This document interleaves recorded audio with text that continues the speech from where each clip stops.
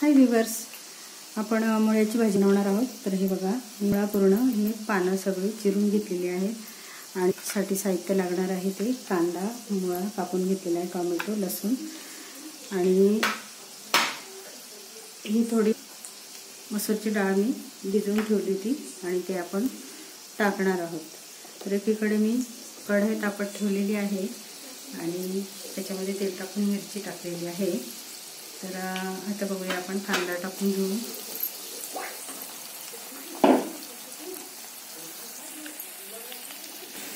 तर बघा, आपला कांदा छान फ्राय झालेला आहे। त्यावर हे थोडं लसूण, 2-4 पाकळ्या लसूणच्या घेतलेल्या। तुम्ही चणा डाळ किंवा डाळीमध्ये तुम्ही पातळ बनवू शकता। पातळ भाजीसुद्धा छान लागते याची। आपण टाकणार आहोत टोमॅटो,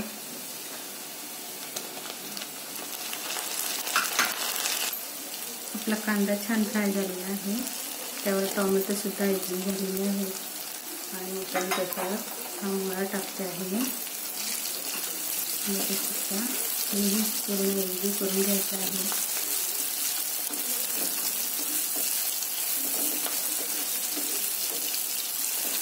त्यानंतर आपल्याला ही भिजवलेली मसूर डाळ, ही मसूर डाळ आपल्याला टाकायची आहे।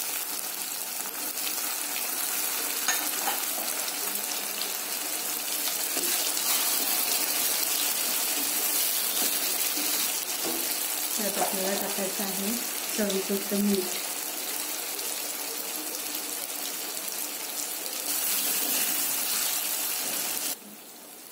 तर त्यावर आपल्याला ही भाजी टाकायची आहे बघा।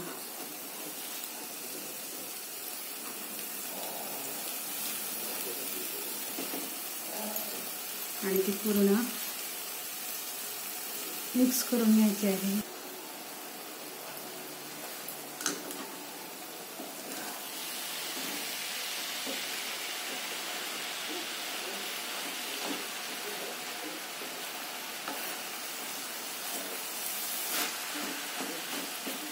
बटाट्याचे काप करून किंवा तुम्ही मटरमध्ये सुद्धा करू शकता। मटार टाकून किंवा पातळ ही भाजी बनवता येते छान आमटीसारखी। पण ही साधीच बनवून दाखवली मी तुम्हाला। साधीसुद्धा खूप छान लागते। आणि यावर आता आपल्याला थोडा वेळ झाकण ठेवायचं आहे, 5-10 मिनटं।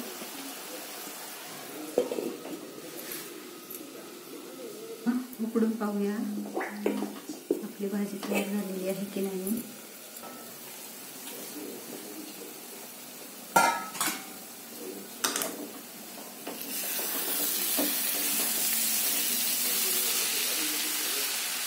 बघा, तिच्याचं पाणी सुद्धा आटून गेलेलं आहे आणि ती भाजी छान तयार झालेली आहे।